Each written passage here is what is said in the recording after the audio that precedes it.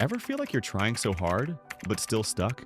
Like you're doing everything right and nothing changes? You're not alone. You're not broken. You're just stuck in the loop of hype.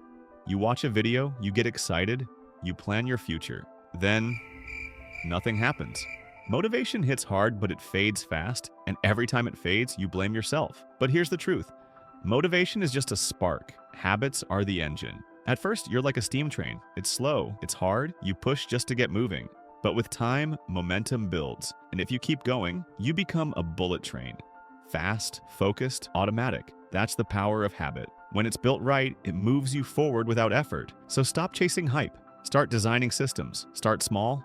Show up daily. Make it easy. Make it obvious. And let discipline do what motivation can't. You're not stuck because you're weak.